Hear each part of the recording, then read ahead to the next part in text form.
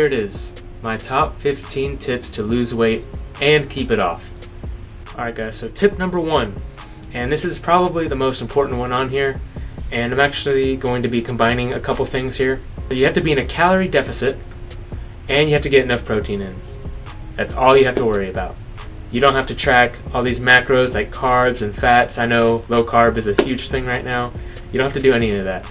You just have to worry about a calorie deficit and get enough protein in your diet. So how can we get into a calorie deficit? So you have to find your maintenance calories, right? There are a lot of calculators online that'll help you find your maintenance calories. All you have to do is put your height in, your weight, your activity level. You know, we don't want any crazy numbers. So be honest. You know who you are. People who are 5'11", you know who you are. Alright, so whenever you put in your information, you're going to get a set of numbers just like this. This is mine. I'm going to link down below which calorie calculator that I use. It's the first one that comes up on Google. And this is just going to be a rough estimate, okay? Nothing is super accurate here, but it's a good start. So once you get your numbers, you want to be in a calorie deficit here. And a lot of people, including myself, recommend 300 to 500 calories less every day. If you eat 500 calories less, you are going to lose 1 pound of fat in 1 week. So there's 3,500 calories in a pound. So 500 calories times 7 days in a week would be 3,500 calories. Okay, that's going to result in 1 pound of fat loss per week. And that is okay. You don't want to lower your calories too much. If you do, your metabolism gets kind of screwed up. You kind of go into starvation mode, which is exactly what I did, and it kind of just screwed everything up. I was miserable because I was not eating like anything. So 300 to 500 calories is good. Okay, so you need to up your protein intake as well. People recommend about 1 gram of protein per pound of body weight. So if I weigh 155 pounds, I need 155 grams of protein each day. And now there are 3 reasons why you want to eat a lot of protein. Alright, number 1, protein has a high thermic effect. So your body works harder just to burn off protein more than the other macronutrients like fats and carbs. Okay, so you will burn more calories just eating more protein, essentially. Tip number 2. So protein reduces your ghrelin levels. This is your hunger hormone. Okay, you are going to be more satiated eating protein than the other macronutrients, fats and carbs. Tip number 3. So protein and carbs have less calories per gram than fat does. So fat is 9 calories per gram, and protein and carbs are 4 calories per gram. So if you have a lower fat diet, you are able to eat more. Alright, we're on to tip number 2, finally. Tip number 2. Do not do a diet that you cannot stick to. I cannot stress this enough. I have tried a lot of diets. I have tried being vegan, I tried intermittent fasting, I tried keto, carnivore, honestly you name it, I've tried it. I also saw this comment on YouTube that said that they were doing vegan keto. I don't even want to know what they eat or how they do it because that just sounds awful. No offense, but oh my god. So my point is, don't do these diets that you can't stick to. All you gotta do is put the fork down. Just do it. Okay? Calorie deficit. That's all you have to worry about. So we are going to be able to eat the foods that we want and still be happy and still lose the weight. That is our goal here. Alright, so tip number 3. Increase your N.E.A.T, which is your non-exercise activity thermogenesis. So these are your activities besides your workouts. So some examples are walking, going down your stairs, mowing your lawn, dancing. So all of these movements add up, and that just means more calories burned at the end of the day. Number 4, you have to start eating more healthy food alternatives here. What do I mean by that? A lot of the things that you'll eat, they always have a lower calorie version. So for example, Duke's mayonnaise, right? There's 100 calories per tablespoon. Great Value mayonnaise, 35 calories per tablespoon. Okay? Another example, you got Sweet Baby Ray's, okay? 70 calories per 2 tablespoons. And my favorite sauce is G. Hughes. They have 10 calories per 2 tablespoons. And that's not just for sauces, okay? We got wraps here. These wraps are 45 calories per wrap. And then you'll go to another one which has 150 calories per wrap. So it's just small little changes like that. You can save a lot of calories, and if calories in versus calories out is the main goal at the end of the day, then saving those kind of calories is huge. Now, I could go on and on about lower calorie options, but I'm going to save that for another video, so I'm not going to reveal everything in my back pocket, alright? If you're going to be tracking calories, then you need to get a food scale. How do you know what you're putting in your body if you're not measuring it out? So I see people eyeballing their portions all the time. So like, for example, a serving size of chicken is 4 ounces, or turkey 4 ounces. You know, a medium-sized potato is 146 grams.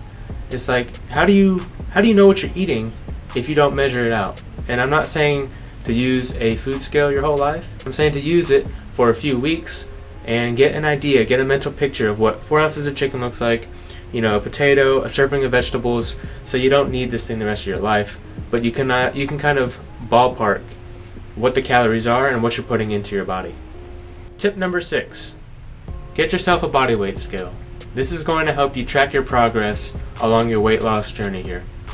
So every day you want to measure your weight, you want to log it down, and at the end of the week you are going to take the median number out of all those numbers. And if you do this every week, each week you'll see that number go down, and that's our goal here. So just a word of warning when using these body weight scales every day, if you're going to be implementing weight training while also trying to lose weight, that number might not go down every day, okay? Do not get discouraged. Whenever I was doing my weight training while trying to lose weight, that number wouldn't move sometimes. And that's because muscle weighs more than fat. So you just have to log your progress every day, and eventually that number will go down. Tip number 7. Learn how to read food labels, because they will lie to you. Anything below 4 calories can be rounded down to 0, and companies will make their serving size so small just to make their pretty label have a big old 0. Okay? So for example, cooking spray. I don't know if you can see this, but for 0 calories, it's only for a 1/4 of a second. Okay? So next time you're spraying your pan and painting that next Picasso, just be wary that this thing has calories, okay? Tip number 8, don't drink your calories. All the time I see people drinking Monsters or Pepsis that have like 200 plus calories in them. That just blows my mind. See, I only get about 2,000 to 2,100 calories in for the day. So let's say I had 2 of those Pepsis, I'd be up to 500 calories right there. That's a whole meal. What you can do is switch to a 0 calorie beverage. My favorite is the Berry Propel. 0 calories, these are the packets, you just put them in water. There's also Zevia, there's the low calorie Monsters like 0 to 10 calories. Stuff like that can make a huge difference, and you can save a lot of calories that way by just drinking the smarter way. Tip number 9, don't starve yourself and don't lose weight too fast. I kind of went over this earlier in tip number 1 with the calorie deficit thing, but basically this is going to be a long-term thing. Okay, we're not just going to do a diet for 2 months and then come off of it. You don't want to lower your calories too low.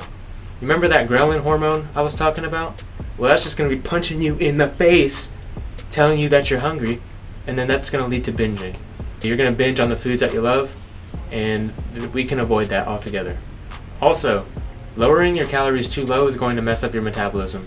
It's going to actually slow down your metabolism, which is what we're not trying to go for here. We're trying to speed your metabolism up, and eating the right amount of calories is going to do that. Hey guys, we're about to be on tip number 10, and if you made it this far, then you are awesome. Okay, hopefully you learned something. Hopefully this has been informative. If you don't mind subscribing and liking the video if you did find it helpful to you, and we're just going to keep on moving here, alright? Tip number 10, avoid any sudden changes to your diet or your workouts.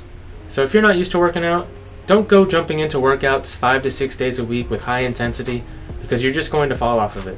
Start with 2 to 3 workouts a week maybe, lower intensity, and then bump it up from there.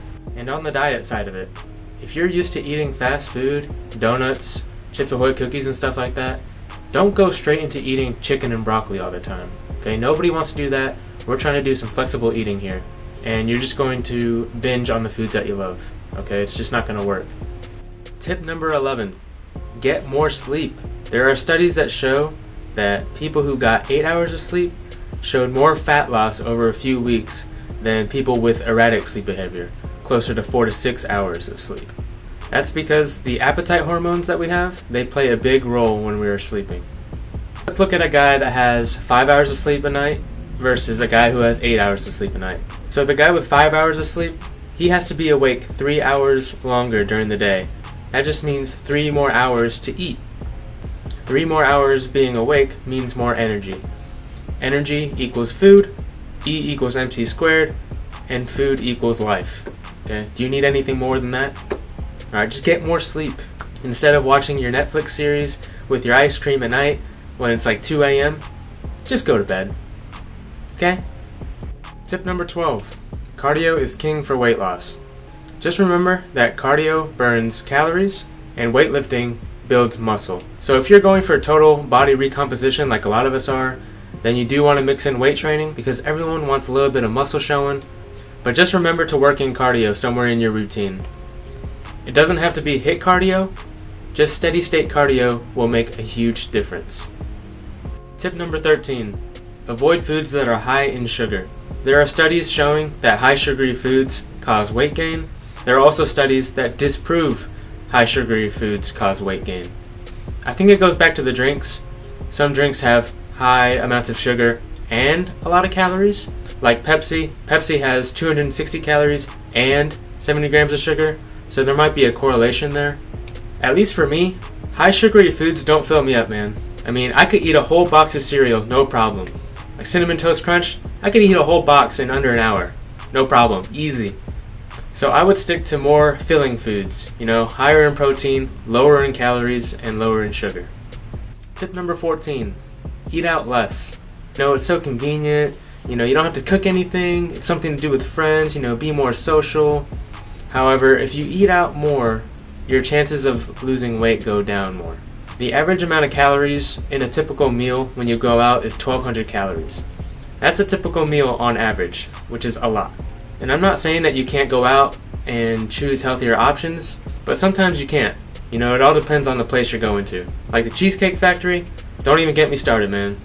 One of their meals is my daily caloric intake, and even more. But what I'm saying is you're going to have to learn how to cook. I know. That way you can control exactly what goes into your body, which is very important. If you haven't cooked before, then there might be a learning curve there, and there'll also be a curve in your wallet because of all the pans and pots that you're going to have to get and cooking supplies. But it's worth it in the end, and you have to do it. Tip number 15, guys. Consistency is key. I gave you all the tips and tricks that I've learned over the years. All you have to do is put in the time and effort, and you will see results. Don't get discouraged if you don't see results in 1 or 2 weeks. This shit takes time, I promise. Fat comes off of every part of your body, not just your belly, okay? Fat comes off of your face, your neck, your legs. So just be patient. Results don't happen overnight. But after a few weeks, you'll be like, damn, is that me? I look good. If you enjoyed the video, please subscribe and like the video. It really helps me out a ton to help the channel grow and blossom, like a butterfly. And if I missed anything, please comment down below. I'm interested to see what you guys think. So that's it for me, everybody. Take care, 'cause I care.